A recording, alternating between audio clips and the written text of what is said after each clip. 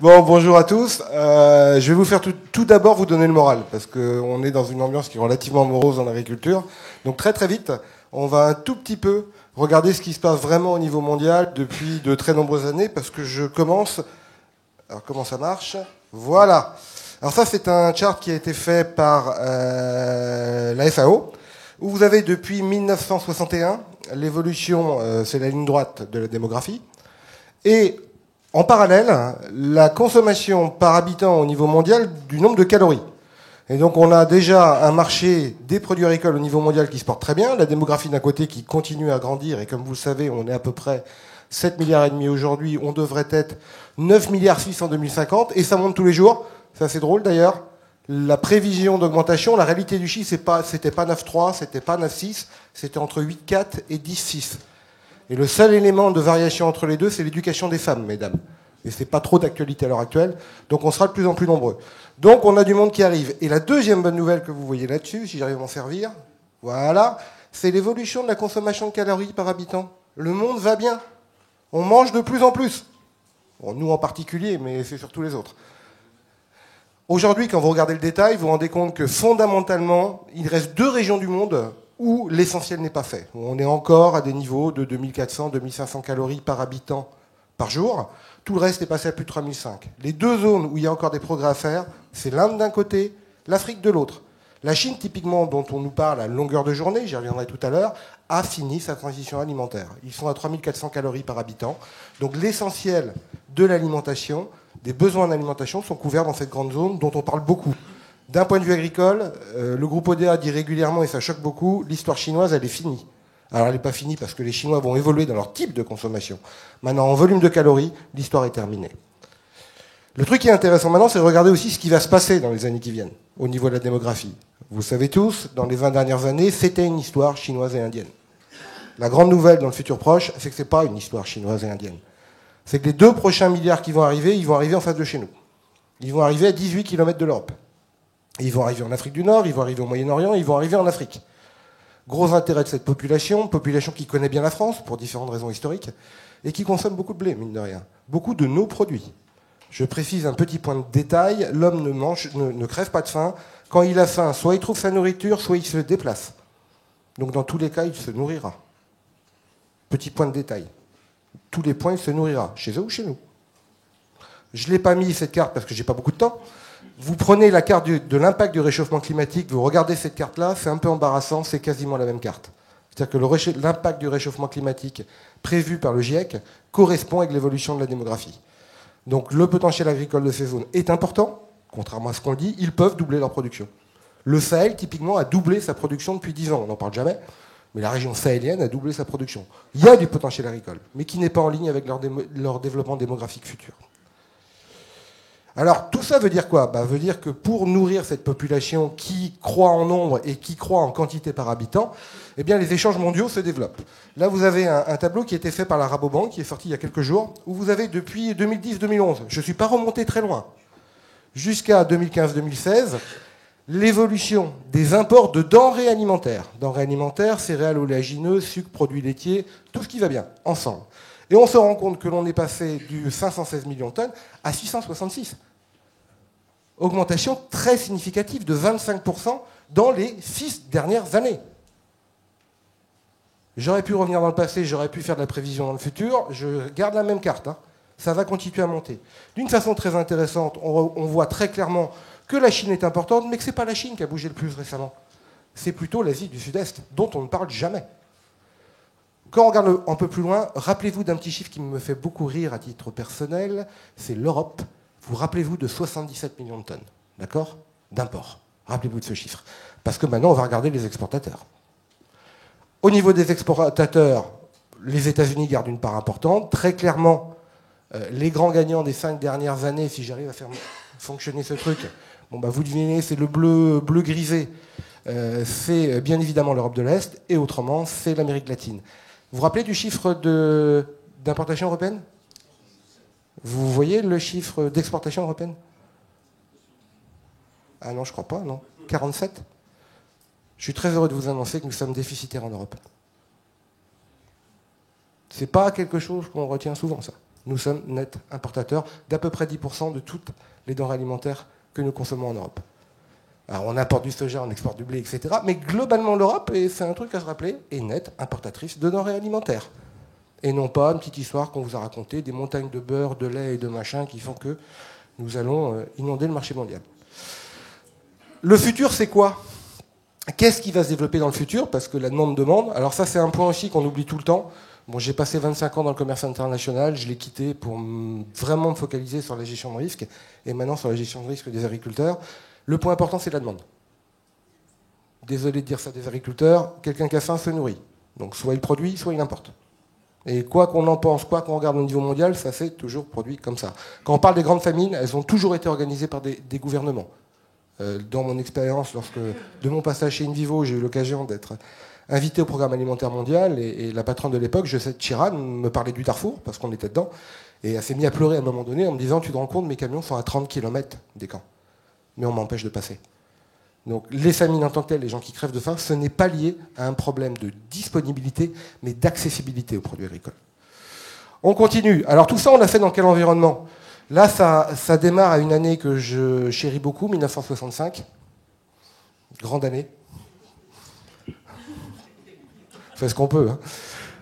Vous voyez là donc l'évolution des prix des matières premières agricoles, et nous les avons pris, enfin je l'ai trouvé au niveau des États-Unis, déflaté, donc on retire l'inflation. Et vous voyez là la volatilité auquel a été exposé le marché mondial depuis 1965.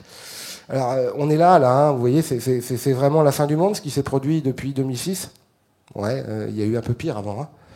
Je ne l'ai pas ramené là, mais j'ai des charts depuis 1420 pour votre information. C'est la même chose, c'est même pire.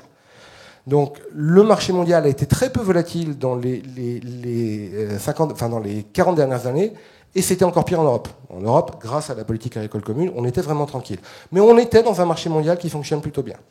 Si vous voulez le voir, parce qu'on en parle tout le temps, la même chose au niveau des prix de la viande. Donc là, vous avez le cochon en bleu et vous avez la vache, les bovins en, je sais pas, l'autre couleur, voilà. Même phénomène. D'accord. Avec là, par contre, on commence à assister. Tiens, c'est marrant, d'un point de vue échelle, vous vous rendez compte que en céréales, la volatilité récente est pas très significative. Là, par contre, au niveau du bovin, ça commence à être un peu plus important. C'est lié à quoi? C'est lié au développement des classes moyennes. On développe les classes moyennes dans le monde, on développe le nombre de calories carnées qu'on consomme au niveau mondial. D'accord?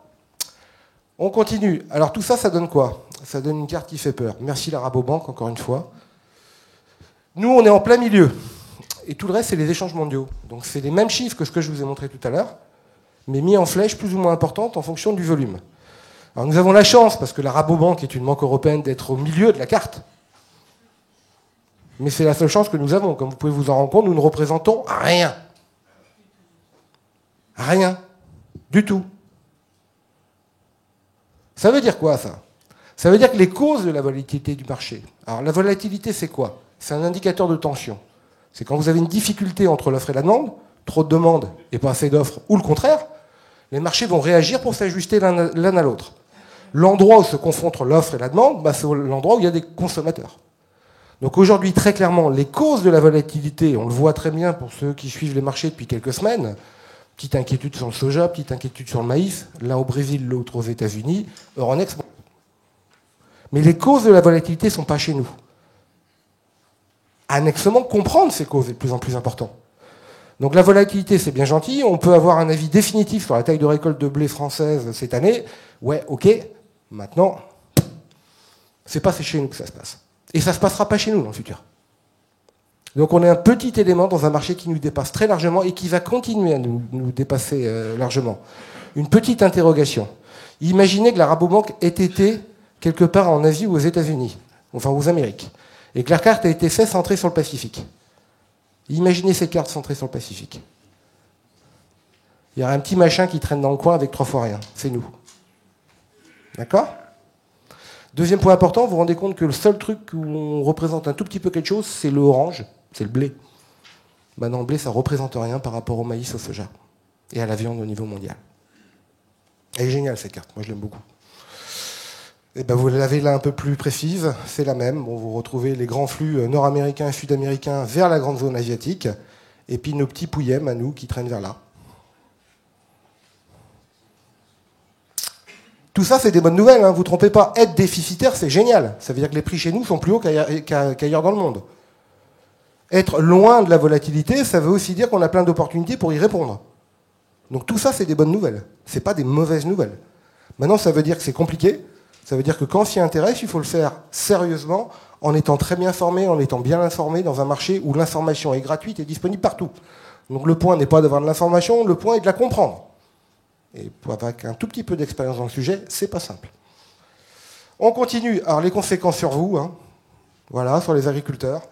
Voilà l'ensemble des exploitations en valeur courante depuis 1990, si je ne me trompe pas. Bon, c'était bien la PAC. Non, c'est plus vieux que ça. Excusez-moi, je vais aller voir de près l'échelle. Bah oui, passer la cinquantaine, hein, c'est pas facile. Hein. Et Didier? J'arrive pas. Non, 1960, je crois. Ouais, c'est ça. Ouais, voilà. Ça, c'est la PAC. Là, c'est dans les années 92 et puis après. Donc ça se passe moins bien. Alors quand on regarde production par production, yep, vous retrouvez les céréales en orange, et là ça commence à swinguer assez méchamment depuis 2006. Vous retrouvez les cultures générales au-dessus, et puis malheureusement vous retrouvez le bovin viande, les porcins et le bovin lait en bas. Le point, moi, qui m'intéresse, c'est la volatilité d'une année sur l'autre. Parce que le niveau global, on peut revenir en arrière, bon, c'est une avance qui se passe, mais on est quand même dans le haut de la fourchette des 50 dernières années. Alors on va descendre encore, hein, parce que maintenant je vais vous fournir des exemples de clients à Oder. C'est des vrais chiffres et c'est des chiffres qui sortent de certains de nos clients. Alors on continue. Rendement versus matière première. D'où vient la volatilité du revenu de l'agriculteur? Parce que c'est ça qui est important. On s'amusait à faire un petit calcul. Yep. Voilà. Hop, hop. Donc ça, c'est des chiffres d'un de nos clients, réels d'une exploitation. Hein. Ce n'est pas des moyennes, des machins, des trucs. Hein, qui est dans la région Bourgogne. Et ça, c'est l'évolution depuis 2002.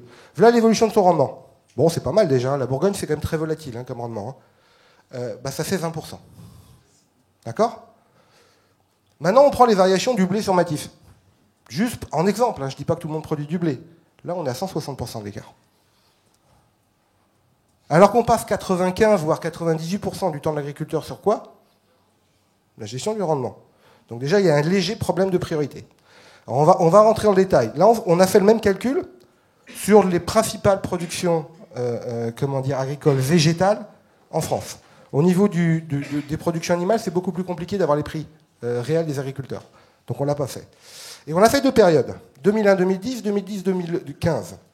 Vous l'avez en euros la tonne, et bien évidemment, parce que c'est le seul sujet important, on l'a ramené en euros à l'hectare. D'accord? Vous prenez le colza, typiquement, entre 2001 et 2010, on avait une incidence sur la marge de 259 € à l'hectare, ce qui est déjà très important. Quand on bascule entre 2010 et 2015, on arrive à 395. Rappelez-moi le niveau des aides européennes. Enfin, comparez, vous prenez votre niveau d'aide et vous comparez. Vous prenez un petit produit comme le blé tendre de 272 à 744. Bon, on peut regarder d'autres hein, si vous voulez. J'aime bien le maïs aussi. Donc, tout le monde a une perception qu'il y a un risque. Je pense que l'analyse du risque, de comprendre que quand les prix bougent, ça impacte le résultat de l'exploitation, tout le monde l'a compris. Maintenant, nous, ce qu'on constate, c'est que l'essentiel du mode de gestion du risque adapté aujourd'hui, c'est de fermer les oreilles et de compter sur la politique européenne, qui, comme on vient de nous le démontrer, est très proactive et nous prévoit un futur brillant. Donc la solution ne peut pas venir de là. Alors, toujours la même chose. Là, on a pris un agriculteur de 150 hectares qui est effectivement un gars de chez nous, c'est sa sol, hein, c'est ses rendements. Et puis on a fait l'impact. Donc comme on a fait le calcul, là on a pris la moyenne 2007-2014 pour lui.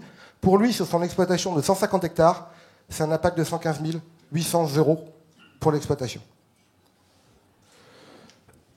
Bon, on va dire qu'on en prend que la moitié, hein, histoire d'être prudent, parce que... Oui, parce qu'il ne nous reste que 5 minutes, donc on ne va pas le prendre entier. Mais avec tout le temps que je perds avec ça... 30 secondes, je te les redonne tout de suite. Bon, ça fait 57 900 €, soit 380 € de l'hectare. Encore une fois, rappelez-vous de cet indicateur par rapport aux aides européennes. Alors, comment on peut faire pour gérer ça? Parce que fondamentalement, les agriculteurs savent parfaitement gérer le risque de rendement. Il n'y a pas de raison qu'ils ne gèrent pas le risque de prix. Alors, il y a une méthode déjà, qui n'est pas très compliquée. c'est déjà, et c'est un point critique qui n'est pas fait aujourd'hui dans l'essentiel des exploitations, qu'elles soient de polyculture élevage ou purement céréalière, c'est de définir des objectifs. C'est quoi les objectifs de prix, de rentabilité d'une exploitation? Nous, on a un débat récurrent avec nos clients qui est: tu veux gagner combien? Ah bon? Mon travail vaut quelque chose? Bah oui, c'est un coût de production comme un autre. La deuxième étape, c'est de bien comprendre son environnement et les solutions qui sont disponibles pour atteindre. L'environnement de l'agriculteur, c'est des gens qui proposent des contrats, c'est des organismes de stockeurs, qui soient coopératifs ou négociants, qui ont des offres magnifiques et qui s'améliorent d'une façon complètement folle depuis très nombreuses années, qui ne sont pas comprises par les agriculteurs, souvent pas comprises non plus par les techniciens. Non, mais donc bien analyser tout ça, bien le comprendre, créer aussi les circonstances pour qu'il y ait une saine concurrence autour de l'exploitation. Travailler en exclusivité avec quelqu'un dans une zone, c'est bien. Maintenant, pouvoir comparer, c'est mieux. Puis enfin, mettre une stratégie pour atteindre ses objectifs. Il faut avoir une stratégie de mise en place de culture liée au marché. Est-ce qu'on est monoculture? J'ai un agriculteur que j'ai eu au téléphone ce matin, il a 3 productions. Du lin parce qu'il en a toujours eu. Blé colza. Il n'est pas très loin de Rouen. On parlait des marchés à terme, je n'avais pas compté en parler tout à l'heure. Lui est 100% marché à terme, très bien formé. Il fait que ça. J'en ai un autre qui a 30 km de chez lui, qui a 12 productions différentes, dont 7 sous contrat. Les fermes sont parfaitement comparables. C'est des stratégies différentes. C'est des visions différentes. Chacun d'entre eux est très clair sur sa stratégie. Et ça, c'est un point que peu d'agriculteurs ont en tête. Pourquoi tu fais ça? Parce qu'on l'a toujours fait. Mais il y a une vraie réflexion à mener. Ensuite, dans le cadre de ces stratégies, c'est bien évidemment diversifier ses risques. Être totalement exposé sur un marché, sur 2 marchés, sur 3 marchés, on prend le risque de ce qu'on a vu tout à l'heure. C'est que ça se passe bien les bonnes années, que ça se passe moins bien certains autres. Mais avoir une stratégie de diversification sur l'exploitation et pas en dehors de l'exploitation. L'Europe n'est plus là pour aider en cas de problème. Enfin, définir sa boîte à outils. Dans la boîte à outils, on a parlé d'assurance tout à l'heure un petit peu. Ouais, ça en fait partie. Le centre de gestion, pour bien comprendre ses coûts de production et le passé, qu'est-ce qui s'est passé. Les fabricants d'aliments, s'ils sont pas loin, les meuniers, la logistique, le stockage privé, les marchés à terme, les options. On aurait pu rajouter les coopératives, les négociants, mais bien comprendre l'ensemble. Et vous remarquez que nous, on met les marchés à terme, les options et le stockage privé dans la boîte à outils. ODA n'est pas une société qui promeut l'utilisation des marchés à terme. Maintenant, quand on a une campagne comme la campagne dernière en céréales, celui qui n'avait pas les futurs, il va pas bien. Celui qui a les futurs a pu sauver l'essentiel. Parce qu'en début de campagne, quand les primes n'étaient pas bonnes, il a pu vendre. Voilà, c'est un outil, comme je dis, c'est dans la boîte Facom, c'est un outil un peu compliqué, qu'on n'utilise pas tous les ans, mais qu'il est important d'avoir. Et puis enfin, bien sûr, et ça c'est un point qui est critique pour nous, c'est la suivi de ce que fait l'agriculteur. Si on ne mesure pas ce qu'on fait, on ne peut pas s'améliorer, on ne peut pas progresser. Donc bien avoir un outil de suivi de sa position, qui peut être une petite feuille Excel, qui peut être n'importe quoi, mais que l'agriculteur comprenne, en fonction de l'évolution du marché, où il se situe par rapport à ses objectifs. Et là, pour finir... Bravo, maître. Voilà. C'est une présentation qui a été faite par un agriculteur. Bon, je vous avoue tout de suite que c'est un de nos anciens consultants, mais qui est installé maintenant. Et il a fait cette présentation à ma demande, en face d'un grand assureur français. C'est sa présentation, j'ai rien modifié dedans. Donc, il s'appelle Édouard Billard, il est sur la ferme des Brosses, en Eure-et-Loire, voilà, 358 hectares. Première chose, vous remarquez que déjà son assolement est très réfléchi, 75% est en culture entre guillemets de vente, mais 25%, lui le considère comme de la contractualisation. De façon intéressante, les betteraves sont en contractualisation pour lui. Donc il considère qu'il n'a que 75% de son exploitation qui est exposée au marché. Les 25 autres sont pour lui un revenu stable, à long terme, etc. Voilà. Sa stratégie. Alors, voilà. Son raisonnement, c'est une campagne, il la raisonne sur 1,8 années. Il ne raisonne pas « j'ai moissonné, je vends ». Il raisonne du moment où il sème, où il décide de son assolement, jusqu'à la fin de la campagne, voire un peu plus s'il doit stocker un peu plus, ce qu'il est en train de faire en ce moment. Mais son raisonnement est très long par rapport à la campagne. Il s'est fixé un objectif. C'est un jeune agriculteur, donc d'abord c'est sécuriser son revenu, mais il a rajouté derrière, mais quand même l'optimiser quand ça se passe bien. Nous avons des jeunes agriculteurs qui sont chez ODA, qui ont purement un objectif, on sécurise. Dès que les prix atteignent un niveau qui me permet de rembourser mes emprunts, d'avoir un petit revenu pour l'exploitation, je vends tout, je fixe mon revenu, je m'en vais. D'autres agriculteurs ont des positions qui sont différentes, mais il a un objectif clair dans sa tête. Il a une source d'information, c'est pas moi qui l'ai fait, c'est un petit coup de pub, mais lui étant très bien formé, il utilise des sources d'information qui viennent de chez nous, mais il pourra en utiliser d'autres. Mais il a à la base une formation sur comprendre l'information qui est majeure. L'information en tant que telle, elle est incompréhensible pour un agriculteur. Incompréhensible s'il n'est pas très bien formé et qu'il n'a pas pratiqué pendant de nombreuses années. Et enfin, vous voyez, dans les outils qu'il s'est définis, il y a la contractualisation pour fixer son prix. Il a une politique très agressive d'acheter des options pour garantir, voire optimiser son prix. Donc vous voyez que c'est en ligne avec son objectif. Et enfin, il utilise les marchés à terme pour sécuriser sa logistique. Il a une connaissance très précise de son prix de revient de blé, ce qu'il définit comme lui-même la ligne bleue de l'horizon. En dessous de ça, je perds de l'argent. Au-dessus, j'en gagne. Ce qui me donne l'élément, en fonction de l'évolution du marché, pour je tape pas, dans quelle position je suis par rapport au marché. Vous voyez qu'il l'a fait depuis de nombreuses années. Vous avez, je l'ai mentionné, lui a compris qu'un agriculteur méritait de gagner de l'argent, donc il a la rémunération du travail. Charge de structure, charge proportionnelle. Et enfin, aide PAC. Mes aides diminuent, mais mes charges augmentent. Il a fait un beau petit tableau derrière. Les engrais expliquent en grande partie la hausse de mon coût de production. Maintenant, il rajoute dans les commentaires, vous remarquez qu'il n'y a plus grand-chose à gratter. Le travail a été fait. Je ne peux plus vraiment m'améliorer sur la partie charge. Le seul endroit où je peux travailler, c'est la partie haute.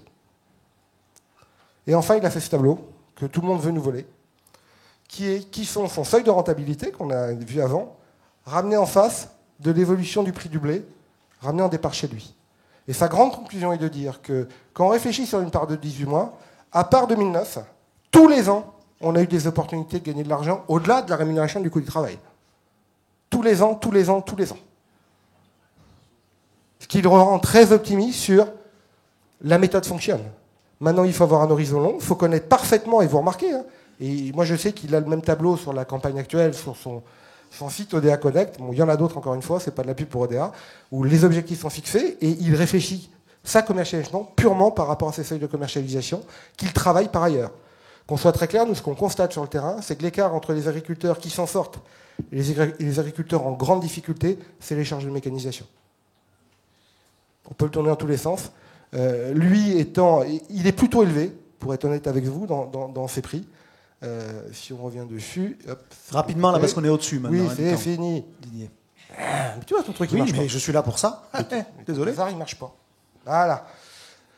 180, c'est plutôt élevé. On a plutôt des gens qui oscillent entre 140 et 190. 180 pour nous, on trouve ça lourd. Maintenant, il est dans l'Eure-et-Loire.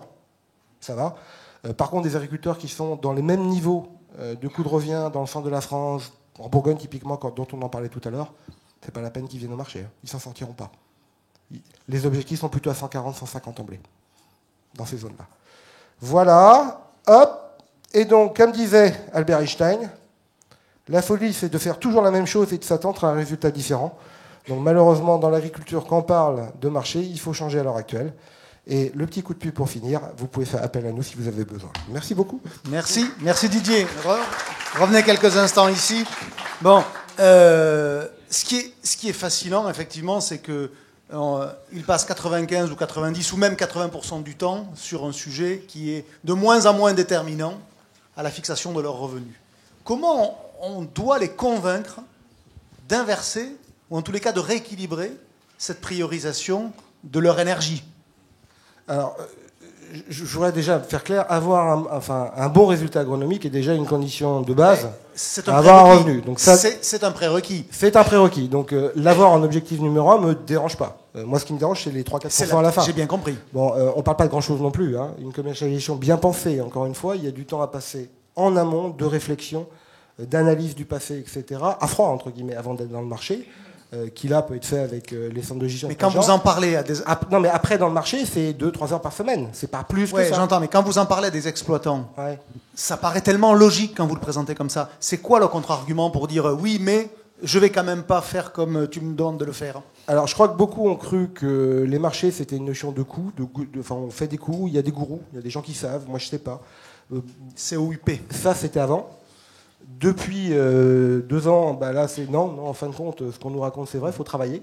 Donc beaucoup reviennent à retravailler dessus. Maintenant, on a clairement une grande population d'agriculteurs français qui part du principe que ce n'est pas leur métier. C'est pas leur métier ou ils en ont peur? Je suis là pour être sur le Ou ils en tracteur ont et peur? pour produire.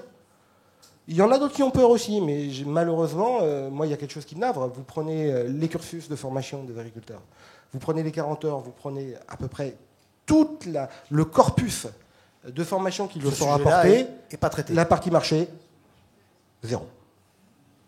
Donc c'est pas tant un problème de peur ou d'aversion au risque, c'est presque culturel. Ça existe aussi. Maintenant, le point fondamental, c'est que les gars ne le savent pas. Bon, et quelque chose qui était très intéressant dans l'exemple, preuve que c'est d'abord culturel, c'est que le coût du travail était dans le coût de revient, là. Ce qui est quand même pas si fréquent, quand même, hein, honnêtement. Alors, je leur demande de mettre un coût du travail raisonnable. Hein. Oui, mais en tous les cas, il a... j'ai bien compris. C'est sûr que dans le cadre sup, dans un groupe au CAC 40, ça ne va pas le faire. Mais sur le principe même d'accepter de le mettre, c'est là où on voit que c'est une révolution culturelle. Oui, maintenant, le seuil, le coût de revient ou l'objectif de vente des céréales, comment constitue son prix, c'est une réflexion personnelle aussi. Il n'y a pas une recette. Il y a des recettes, on met les coûts, etc. Après, quel niveau de rémunération va mettre l'agriculteur? Est-ce qu'il considère que, comme il a acheté la terre, il met Enfin, il y a toute une culture personnelle à développer. Moi, je leur dis tout le temps, faites l'exercice et vous ne trompez pas. Ça va vous prendre 1, 2, 3, 4, 5 ans. Et ça, c'est un des grands points des marchés qui est embarrassant. Ça ne rasera pas gratis. Hein. Vous n'allez pas faire 3 jours de formation et tout comprendre. C'est 3, 4, 5 ans de boulot pour avoir les bases, expérimenter soi-même sur son exploitation ce qui se passe, et vivre 3, 4, 5 récoltes différentes. Maintenant, comme je leur dis en rigolant à chaque fois, moi je ne suis pas agriculteur. Si je m'installe agriculteur, il me faudrait bien 3 à 5 ans pour à peu près comprendre ce qui se passe dans mes champs. Le rendement moyen, voilà, parce que vous, ça serait le problème du rendement et pas le problème de la commercialisation. Chacun son truc, évidemment. Merci à tous les deux. Merci Arnaud, merci Didier. Vous pouvez les applaudir. Un petit chiffre pour compléter ce que disait Didier pour démarrer tout à l'heure sur l'aspect démographique. Il y a chaque jour qui passe 227 000 nouveaux terriens. Je ne parle pas des naissances, je parle du solde entre les naissances et les décès, ce qui devrait quand même vous rendre joyeux parce que ça veut dire que le marché ne cesse de croître. Et il y a des tas de filières dans lesquelles le marché ne cesse plus de croître. En matière alimentaire, le marché, le gâteau ne cesse de croître.